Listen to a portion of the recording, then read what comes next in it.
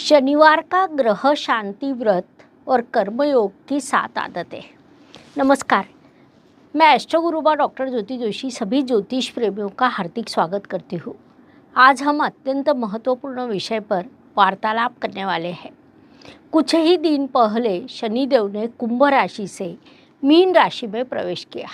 शनिदेव का केवल नाम लेने पर कई लोग भयभीत हो जाते हैं।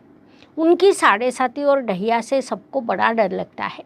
शनिदेव को लेकर हमारे समाज में विभिन्न प्रकार की भ्रांतियाँ फैली हुई है, लेकिन वे कर्म के कारक हैं। कर्म के अनुसार वे हमें उचित फल देते हैं। जिस कारण हमारा कर्म उचित हो तो शनिदेव से भी हमें शुभ फल प्राप्त हो सकते हैं। यही हमारा आज का विषय भी है। शनिवार का ग्रह शांति व्रत और कर्मयोग की 7 आदतें। इस विषय पर मैं आज आपसे वार्तालाप करने वाली हूँ, इसीलिए आज के भाग को अंत तक देखें। साथ ही ये जानकारी अच्छी लगे तो वीडियो को शेयर करें ताकि दूसरों तक पहुँच सके।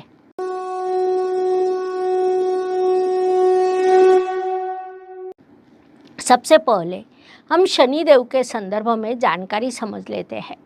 जैसे मैंने शुरुआत में कहा कि शनिदेव कर्म के कारक है और कर्म के अनुसार ही हमें फल देते हैं, क्योंकि प्राकृतिक कुंडली के कर्म और लाभ इन 2 महत्वपूर्ण स्थानों का स्वामित्व उनके पास है।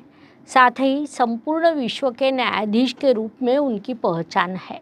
संक्षेप में शनिदेव न्याय एवं कर्म का प्रतीक है। ऐसे शनिदेव की कथा भी बड़ी विशेष है। वह केवल पौराणिक कथा नहीं, बल्कि कर्म, न्याय और परिणाम इन तत्वों की सीख देने वाली प्रेरक कथा है।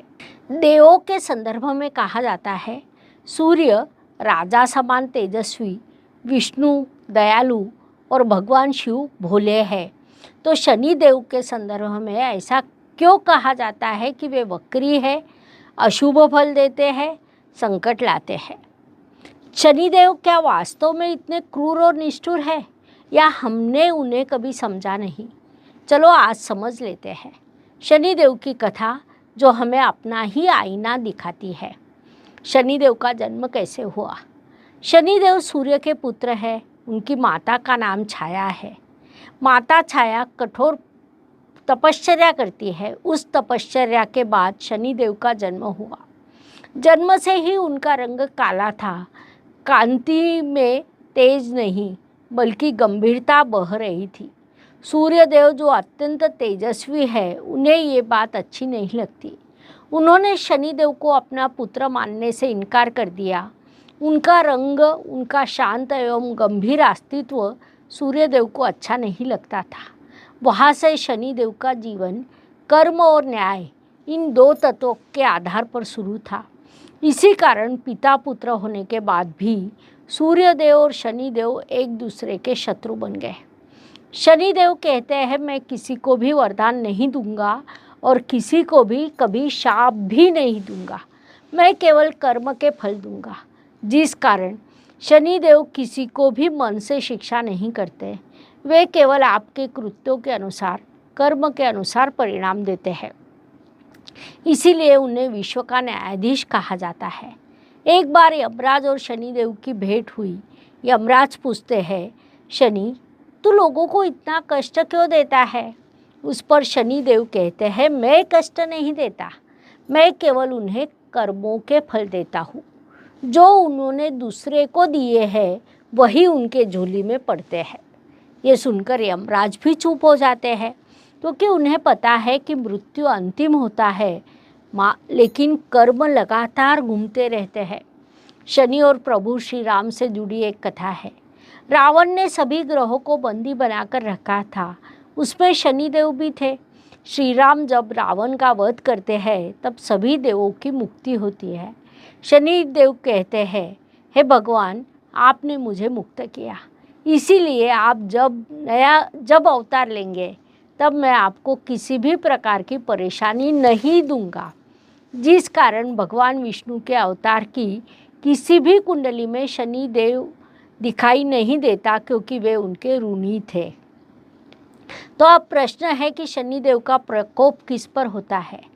उसका उत्तर है, जो आलसी है, जो गरीबों का मजाक उड़ाता है, जो बुजुर्ग, श्रमिक और शोषितों का आदर नहीं करता, जो कर्म टालता है और वरदान मांगता है। साथ ही शनिदेव किस पर कृपा करते हैं? उसका उत्तर है जो परिश्रम करता है, जो संयम रखता है, जो अंधेरे में भी आशा को जागृत रखता है, जो दूसरों से न्याय करता है, जो कर्म करता रहता है। संक्षेप में शनिदेव अर्थात फलों के यमराज है, जो कभी भी आपको शिक्षा नहीं देते। वे आपके कर्मों को दिखाते हैं, वे न्याय करते हैं, फिर वह सोने को भी पिघलाते हैं और मिट्टी को भी सोना बना देते हैं। ऐसे शनिदेव का मूल कारकत्व क्या है? तो शनि अर्थात अनुशासन, श्रम, न्याय, धीमा लेकिन निश्चित प्रगति का ग्रह। जिस कारण जो काम करता है वही शनि का लाडला होता है। ये बात सभी ने मुख्य रूप से ध्यान में लेनी चाहिए। अब प्रश्न है कि शनिवार का व्रत क्या है और उसका उद्देश्य क्या है। तो शनिदेव की कृपा प्राप्त करने के लिए कर्म, संधान, संयम और सेवा, इस त्रिसूत्री का पालन करना आवश्यक होता है। शनिदेव को प्रसन्न करने के लिए उपवास से अधिक जीवन शैली में बदलाव अधिक उपयोगी रहता है। उस अनुसार शनिदेव को पालन करने के लिए योग्य कर्मयोग की 7 आदतें मैं आपको बताती हूँ। कर्मयोग की पहली आदत, सुबह जल्दी उठे, कम से कम 10 मिनट का मौन रखें, ध्यान करें। शनिदेव एकांत के महाराजा है। मौन और विचार, यही उनकी पहली पूजा कही जा सकती है। उस अनुसार शनिवार को सुबह 6:30 बजे से पहले उठकर 10 मिनट का मौन धारण करें। कर्मयोग की दूसरी आदत अर्थात काले रंग के वस्त्र परिधान करें। सामान्य मान्यता के अनुसार काले रंग को अशुभ माना जाता है, लेकिन काला रंग स्थिरता और नकारात्मकता का शोषक होता है, संयम दर्शाता है, जिस कारण शुभ्र मन के लिए शरीर पर काले रंग के वस्त्र परिधान करने चाहिए। कर्मयोग की तीसरी आदत, किसी एक कष्टकरी, श्रमिक या जरूरतमंद मजदूर को नाश्ता या भोजन खिलाए। शनिदेव परिश्रम के कारक माने जाते हैं। श्रमिक, मजदूर, परिश्रमी लोग उन्हें अच्छे लगते हैं, जिस कारण किसी को नाद दिखाते हुए कम से कम मजदूर को अन्नदान करें। कर्मयोग की चौथी आदत, ओम शम शनिश्चराय नमः, इस मंत्र का 108 बार जाप करें। ये मंत्र शनिदेव से संवाद का एक माध्यम है। उस अनुसार काले रंग की मैट पर बैठकर इस मंत्र का जाप करें। कर्मयोग की 5वीं आदत, लोहा, तेल या काले उड़द का दान करें। शनिदेव के घटक कठोर एवं भारी होते हैं, उनका समाधान उसी से होता है। उस अनुसार शनिवार को लोहे की वस्तु, तेल या काले उड़द, इन चीज़ों का जरूरतमंद व्यक्ति को दान करें। कर्मयोग की 6ठी आदत, स्वयं स्वच्छता और आलस पर ध्यान दें। स्वच्छता अर्थात शनि पूजन और आलस अर्थात शनिदेव का प्रकोप होता है। उस अनुसार दिन भर स्वच्छता का ध्यान रखें, आलस से दूर रहें। कर्मयोग की 7वीं आदत अर्थात शनिवार शाम को काला तिल डालकर तेल का दिया पीपल के पेड़ के नीचे लगाएं। पीपल शनिदेव का ऊर्जा स्तोत्र माना जाता है, तो दिया हमारा अंतर्मन होता है। उस अनुसार शनिवार शाम को सूर्यास्त होने के बाद पीपल के नीचे दिया जलाएं।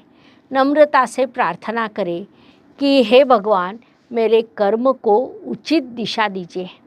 इस प्रकार शनिवार का व्रत और कर्मयोग की 7 आदतें बताई जा सकती है। इनका पालन करते समय कुछ चीज़ें मुख्य रूप से ध्यान में रखिए।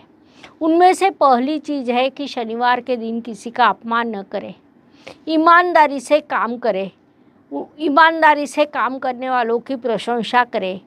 शनिवार को तेल ना खरीदें, तेल का दान करें। शनिवार को शांत रहना और आत्म परीक्षण करना लाभकारी रहेगा।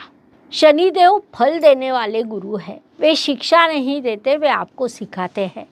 शनिवार को उपवास करने से आप उनका ध्यान खींचते हैं, लेकिन कर्मयोगों की आदतों को स्वीकार करने से, उनका पालन करने से शनिदेव के आशीर्वाद प्राप्त होते हैं। अर्थात उपवास करने से अधिक इन आदतों का स्वीकार करना महत्वपूर्ण है। उस अनुसार ये शनिवार का व्रत अवश्य करें। उससे आपको क्या अनुभव प्राप्त हुआ ये कमेंट बॉक्स में लिखें। ये विषय स्पष्ट करने के लिए इतनी जानकारी पर्याप्त है। पुनश्च अवश्य मिलेंगे। धन्यवाद। शुभम भवतु। जय ज्योतिष। ज्योतिष का अध्ययन तथा शास्त्र की शास्त्रीय तरीके से पढ़ाई करने के लिए मेरी 2 किताबें प्रकाशित हो चुकी है, उनका अवश्य लाभ लीजिए। Please like, share and subscribe the channel. और हाँ, बेल आइकॉन दबाना ना भूलें। धन्यवाद।